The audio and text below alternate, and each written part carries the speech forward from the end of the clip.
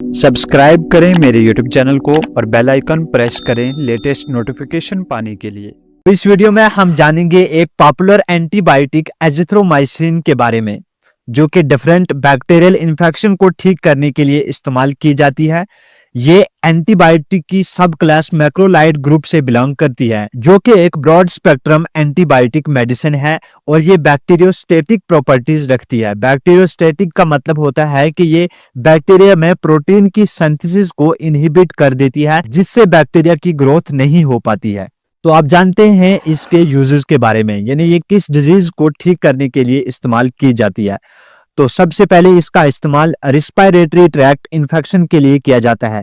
Respiratory tract infection जैसे कि bronchitis, pneumonia, pharyngitis और साइनसाइटिस, इस तरह के जो रिस्पायरेटरी ट्रैक्ट इन्फेक्शन होते हैं उनको ठीक करने के लिए इसका इस्तेमाल किया जाता है।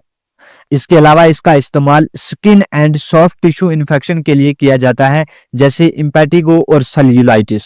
इस तरह के जो स्किन के इन्फेक्शन हैं उनको ठीक करने के लिए भी इस मेडिसिन का इस्तेमाल किया जाता है। इसके अलावा इसका इस्तेमाल सेक्सुअल ट्रांसमिटेड इन्फेक्शन जो होते हैं, जैसे क्लैमिडिया, ट्रैकोमैटिस जो इन्फेक्शन है, इसके लिए भी इसका इस्तेमाल किया जाता है। इसके अलावा इसका इस्तेमाल टाइफाइड फीवर के लिए किया जाता है। इसके अलावा इसका इस्तेमाल ईयर इन्फेक्शन के लिए किया जाता है, जैसे कि ओटाइटिस मीडिया। ओटाइटिस मीडिया का मतलब होता है कि जब कान में कोई चीज पड़ जाती है, कोई इंसेक्ट वगैरह पड़ जाता है या कोई पार्टिकल, डस्ट पार्टिकल पड़ जाता है, तो उसको हम ओटाइटिस मीडिया कहते हैं। तो उसकी वजह से जब हमें ईयर इन्फेक्शन होता है तो उस डिजीज को ठीक करने के लिए भी इस मेडिसिन का इस्तेमाल किया जाता है। इसके अलावा इसका इस्तेमाल हेलिकोबैक्टर पाइलोरी इन्फेक्शन के लिए किया जाता है, जिसको हम एच पाइलोरी इन्फेक्शन भी कहते हैं, जो कि स्टोमिक अल्सर काज करता है। तो उस डिजीज को ठीक करने के लिए भी इस मेडिसिन का इस्तेमाल किया जाता है। अब जानते हैं इस मेडिसिन के डोज के बारे में, यानी कितनी मेडिसिन हम इस्तेमाल कर सकते हैं।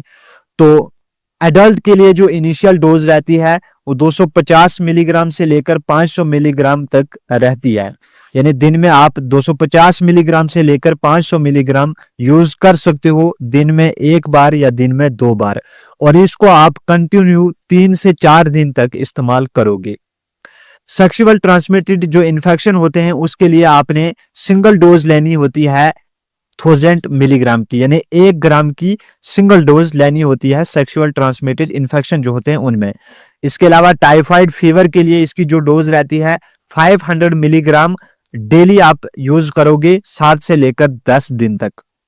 इसके अलावा जो पेडियाट्रिक डोज होती है, यानी बच्चों के लिए जो डोज होती है 5 मिलीग्राम पर केजी से लेकर 10 मिलीग्राम पर केजी तक 3 से 4 दिन तक आप इसका इस्तेमाल करोगे।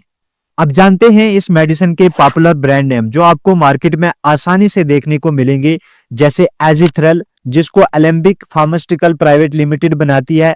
इसके अलावा एजी, जिसको सिप्ला फार्मास्यूटिकल प्राइवेट लिमिटेड बनाती है। इसके अलावा जिथ्रॉक्स, जिसको मैनकाइंड फार्मास्यूटिकल प्राइवेट लिमिटेड बनाती है। इसके अलावा जिथ्रोमैक्स, जिसको फाइजर लिमिटेड बनाती है। इसके अलावा एजीडीटी, जो कि बच्चों के लिए आती है, जिसको सिप्ला कंपनी बनाती है।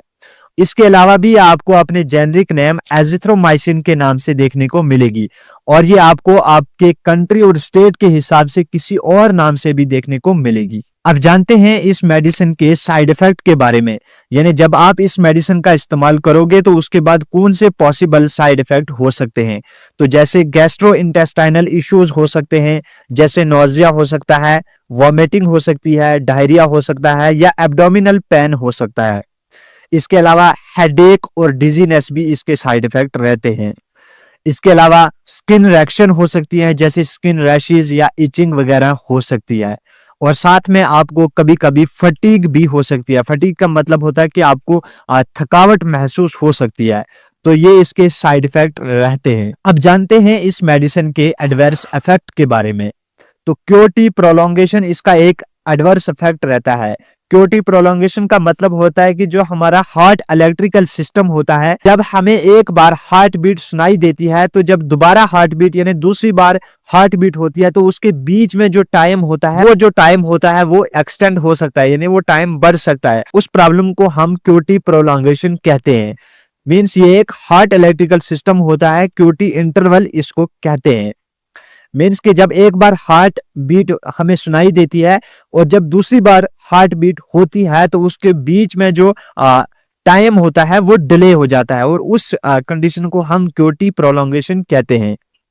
इसके अलावा इसका एडवर्स इफेक्ट हेपेटोटॉक्सिसिटी भी रहता है। हेपेटोटॉक्सिसिटी का मतलब होता है कि हमारा लिवर डैमेज हो सकता है।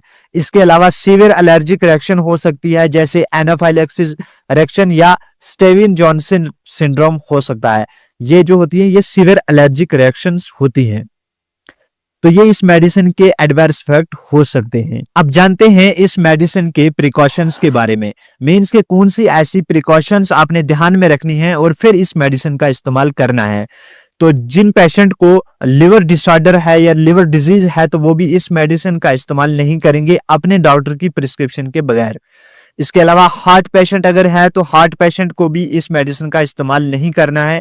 इसके अलावा प्रेगनेंसी में और ब्रेस्ट फीडिंग में भी इस मेडिसिन का इस्तेमाल नहीं किया जाएगा अपने डॉक्टर की सलाह के बगैर।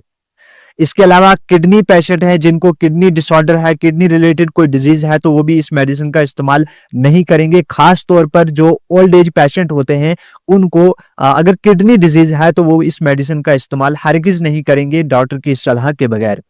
इसके अलावा अगर आपको इस मेडिसिन से एलर्जी है, मींस कि अगर आपको एजिथ्रोमाइसिन से एलर्जी है तो आप इस मेडिसिन का इस्तेमाल हरगिज न करें। अब जानते हैं इस मेडिसिन के ड्रग इंटरेक्शन के बारे में, यानी कौन सी ऐसी मेडिसिन है जिनके साथ ये इंटरेक्ट करके अपनी या उन मेडिसिन की एफिकेसी को कम या ज्यादा कर सकती है। तो एंटी एसिड मेडिसिन जो होती हैं जैसे एल्युमिनियम, मैग्नीशियम हाइड्रोक्साइड, इन मेडिसिन के साथ आप इस मेडिसिन का इस्तेमाल हरगिज न करें, क्योंकि ये मेडिसिन जो होती हैं ये एजिथ्रोमाइसिन की एब्जॉर्प्शन को कम कर सकती हैं। जो एंटी एसिड मेडिसिन होती हैं ये एजिथ्रोमाइसिन की एब्जॉर्प्शन को कम कर सकती हैं, जिससे आपको एजिथ्रोमाइसिन का जो प्रॉपर इफेक्ट है वो देखने को नहीं मिलेगा।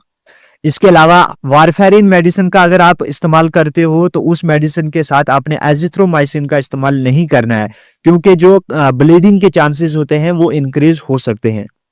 इसके अलावा एंटी अरिथमिक मेडिसिन होती हैं जैसे एमिडोरोन, सोटालोल वगैरह, इनके साथ आप इस मेडिसिन का इस्तेमाल हरगिज ना करें, क्योंकि जो क्यूटी प्रोलॉन्गेशन का चांसेस होता है वो इंक्रीज हो सकते हैं। इसके अलावा स्टैटिन मेडिसिन जो होती हैं जैसे एटोरवास्टैटिन या सिम्वास्टैटिन, तो इनके साथ भी आप इसका इस्तेमाल हरगिज न करें। और इसके अलावा डाइगोक्सिन मेडिसिन जो होती है इसके साथ आप इस मेडिसिन का इस्तेमाल हरगिज ना करें, क्योंकि जो डाइगोक्सिन है इसका एलिमिनेशन रेट कम हो सकता है और ये ब्लड में इंक्रीज हो सकती है, जिससे टॉक्सिसिटी काज हो सकती है। अब जानते हैं इस मेडिसिन के मैकेनिज्म ऑफ एक्शन के बारे में, मींस के एजिथ्रोमाइसिन टैबलेट जो है ये हमारी बॉडी में जाने के बाद काम किस तरह करती है।